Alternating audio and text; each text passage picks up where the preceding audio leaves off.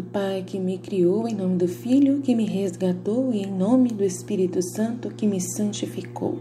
Divina vontade, reina na minha vontade. Ó minha mãe, eu te amo. Tu me amas, mãe, dá-me um gole da vontade divina, minha alma. Me abençoa, mamãe, para que todas as minhas ações sejam feitas diante de vossos olhos maternais. Em nome do Pai, do Filho e do Espírito Santo. Amém. Então, vamos agora começar uma série especial, Maria e o Livro do Céu. Então, como que Maria participa da vida do Filho da Divina Vontade? Então, a primeira coisa que é muito importante a gente entender é que a consagração à Divina Vontade passa pelas mãos de Maria.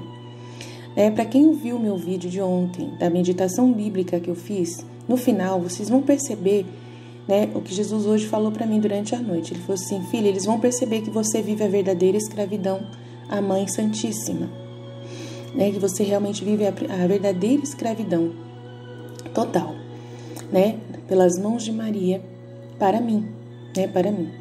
Então, essa verdadeira consagração que eu ensinei para São Luís Maria de Montfort, essa verdadeira devoção, agora as pessoas vão entender que é a vida plenamente na divina vontade. As pessoas vão ouvir você e vão perceber que a sua vida está sendo totalmente configurada à vida da minha mãe, E você confia plenamente em mim através também dela, dando a ela a sua vida, a sua vontade, e ela dando a vontade sua humana para mim. Então, o processo primeiro que eu peço para as pessoas fazerem sempre é a jornada com Maria no reino da divina vontade. E enquanto você faz a jornada com Maria, você não precisa rezar mais nada, só o terço de manhã, terço, tá? Na hora que eu vou falar para as pessoas sobre Maria, eu aprendi uma coisa com os padres, e que Portugal recebeu Nossa Senhora de Fátima. Ela ensinou para os pastorinhos que era para eles rezarem o terço, porque Portugal e português. Então, eles rezam o terço todos os dias. Pediram para rezar o terço todos os dias, somente o terço. Mas em Medjugorje, em outros lugares, a palavra terço não existe no vocabulário dessas línguas. Então, eles falam rosário, porque é o que é conhecido por eles. Mas Nossa Senhora nunca pediu para rezar o rosário, sempre pediu para rezar o terço diariamente. Tanto que o terço, ele já tem a meditação própria do dia para você fazer, que é um terço e uma meditação do dia referente aos mistérios deste dia. Então, a primeira coisa que eu indico para o Filho da Divina Vontade é que ele não reze mais o rosário, só se tiver realmente tempo. Se não tiver tempo, não adianta. Por quê? Porque tem que muito estudar o livro do céu, tem que fazer a jornada com Maria e dedicar-se à meditação e contemplação. E essa meditação e contemplação exige muita energia da pessoa. E se ela parar o seu dia e dedicar o maior tempo do seu dia para fazer o rosário inteiro, ela não é escrava de Nossa Senhora, muito pelo contrário, ela é escrava do rosário. E não é essa a intenção de Maria. Jesus e Maria não querem quantidade de terços e ave-marias rezados. Eles querem qualidade. Então, quando você entende isso, você se sente leve, livre, Ontem eu dei esse ensinamento para uma das nossas educandas da nossa comunidade, das pessoas que estão conosco, sendo formadas para viver na Divina Vontade, e ela teve a primeira vez que ela fez a contemplação, porque ela se libertou dessa tensão, dessa preocupação de ter que rezar rosário inteiro. Então, primeira coisa que a gente ensina, eu ensino pessoalmente para as pessoas, é o que Jesus me ensina, é o que Nossa Senhora me ensina, é o que os padres ensinaram, que é o terço, rezar apenas um terço por dia e muito bem rezado, estando presente de corpo e alma, rezando cada Ave Maria desse terço. Não se sente absolutamente nada ao rezar o Pai Nosso e a Ave Maria. Não precisa sentir unção, não precisa sentir nenhum tipo de fogo espiritual na hora que reza o terço. Jesus, ele tira tudo, qualquer tipo de consolação dessas orações, porque precisa ser por amor puro. E para ser por amor puro, Jesus, ele tira qualquer conforto que possa existir na hora de rezar o terço, na hora de rezar essas orações. Então, a gente reza por amor puro, faz por amor a Nossa Senhora, de verdade, um amor de mãe. É como se você fosse se reunir com a sua mãe, né, nesse momento, e você passasse um tempo com ela, sabe? Com ela, só conversando com ela, só recebendo os conselhos dela. E às vezes o conselho da mãe é só exortação, é só conselho, né, para você ficar esperta. Nossa Senhora, ela é muito radical. Ela é a pessoa mais radical que existe no caminho da santidade. Nossa Senhora, ela é fortíssima e firme mesmo. Ela exige total escravidão mesmo. Ela não brinca em serviço, né? Então, ela não vai deixar você ficar tranquilo mesmo. Mas você sempre volta a olhar para Jesus e conhece a misericórdia de Jesus. E não fica tão preocupado com o que Nossa Senhora exige de você. Mas fica atento sempre com o que Jesus exige de você. Ela vem trazer para você uma radicalidade, né? Mas só que ela foca em Jesus. Ela aponta a Jesus. Fazei tudo o que Ele vos pedir. É o que Ele mandar, não é o que eu estou mandando. Eu quero que você obedeça a Ele cegamente. Então, ela fala assim, você tem que obedecer Ele cegamente, cegamente. E aí Jesus, ele vai ter essa paciência com você, como a gente leu ontem no Coroa da Santidade. Jesus, ele tem mais paciência, Jesus tem mais resiliência, né, com a gente, mais paciência com a gente. Então, ele permite que a gente até, como disse o Daniel, né, um trecho que a gente leu, permite até mesmo que uma situação a gente se desconheça dos nossos defeitos, né, desconheça de algum defeito nosso, porque Jesus, ele quer que a gente se aproxime dele. É o sonho de Deus, é a vontade dele, que você seja íntimo dele, que você tenha esse encontro pessoal com ele. Então, para ter esse encontro pessoal, às vezes Jesus permite que você se aproxime ainda com alguns defeitos. Jesus, ele faz como que é? Eu esqueci a palavra, expressão. Meu Deus, que chato quando a gente esquece essas palavras, essas expressões. Faz, vista grossa. É isso? Acho que é vista grossa, né? É quando ele vê que tem um erro, tem um defeito na pessoa, mas ele fala, não, deixa ela vir do mesmo jeito. O que importa é ela vir até mim. A confiança dela vir até mim, mesmo em pecado, mesmo em defeito, mesmo não correspondendo às minhas graças, deixa ela vir. É muito importante para que ela esteja do meu lado. É o que eu desejo. Então, Nossa Senhora já não gosta que a gente vá até Jesus com alguma dificuldade, com algum defeito. Ela gosta de apresentar a gente reluzente para Ele. É o presente dela para Ele. Então, quando ela assume uma alma, ela vai fazer de tudo para ser o maior tesouro para Jesus.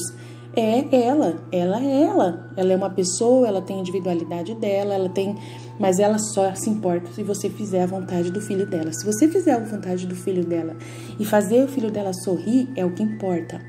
Então, ela fica feliz com isso. Ela é mãe. Então, a mãe gosta de dar presente para os filhos, independente, né?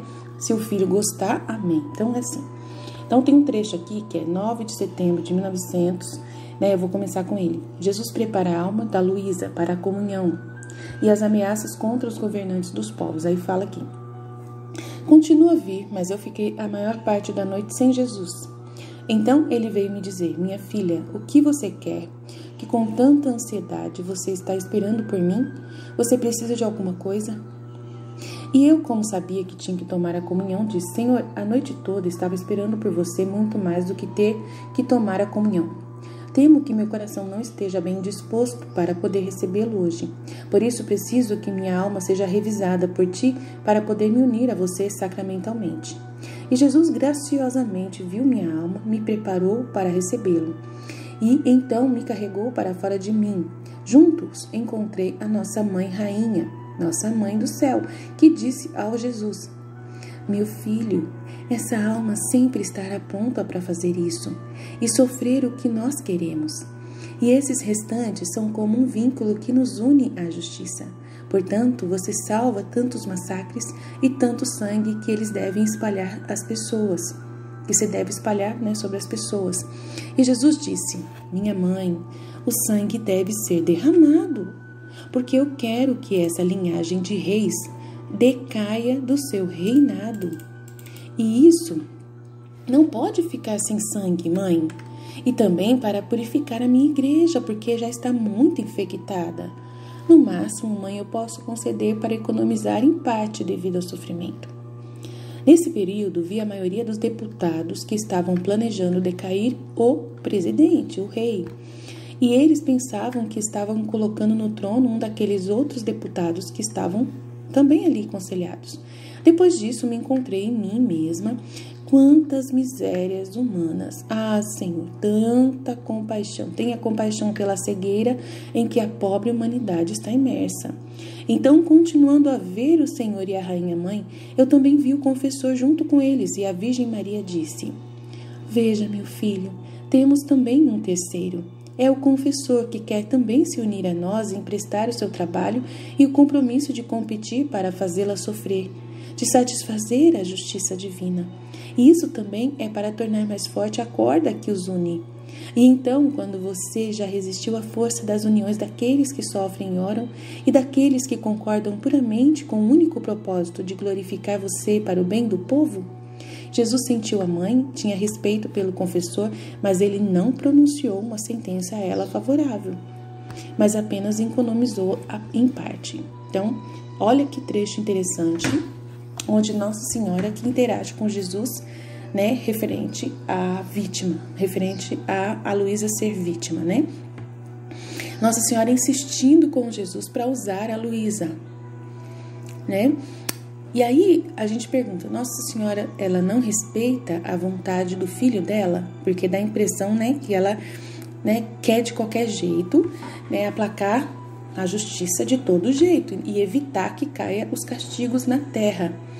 Nossa Senhora ama tanto, ama tanto, ama tanto, ama tanto, e a gente sabe disso, que ela sempre é a pessoa que está sempre oposta a Jesus, entre aspas, que está sempre fazendo a resistência para que Jesus poupe no julgamento as almas, para que ele salve as pessoas. Então é ela que está sempre lá no julgamento de cada alma que lhe assistiu, que rogou por ela na hora da morte, todas que rezaram as Ave Marias e tudo mais, e tá lá atenta, e qualquer uma que morre Ave Maria, falando Ave Maria, qualquer uma ela protege, ela cuida.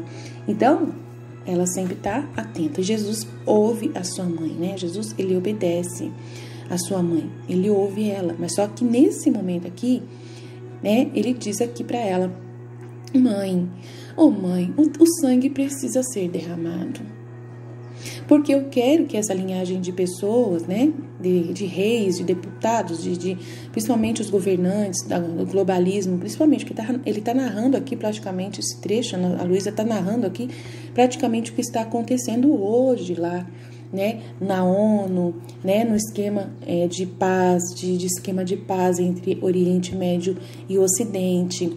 Toda essa conversinha de tirar o presidente, de colocar outro, agora está nessa confusão lá do Obama com a Hillary Clinton, com não sei mais quem, tentando colocar um deles da esquerda para poder ser o presidente novamente dos Estados Unidos, para derrubar o Trump, e tudo mais. Então, tem tudo uma estratégia, para poder o comunismo assumir de uma vez por todas, a China ganhar nos Estados Unidos, a China começar a governar o mundo inteiro, porque eles são amiguinhos da China. O Obama, essa esquerda toda é toda amiguinha toda a esquerda é comunista. Então, eles querem de todo jeito colocar os seus reis lá e querem derrubar. A gente não tá do lado do Trump, mas também a gente prefere ficar do lado dele, da direita, do que ficar na esquerda, né? A gente quer que a esquerda suma da face da terra, porque a gente entende que toda a esquerda é comunista. E comunismo é demônio, Satanás, ponto final. A gente já entende assim, porque Nossa Senhora de Fátima explicou que é os erros da Rússia e tal. E realmente, a Rússia ela é totalmente esquerda, a China é totalmente esquerda, né? E eles querem que os Estados Unidos seja esquerda também. Então, aí a gente achou que o Obama era um ótimo presidente, maravilhoso e tal. Mas a gente achou também que o Lula era um ótimo presidente, maravilhoso e tal. E a gente percebeu quanto que eles enganam.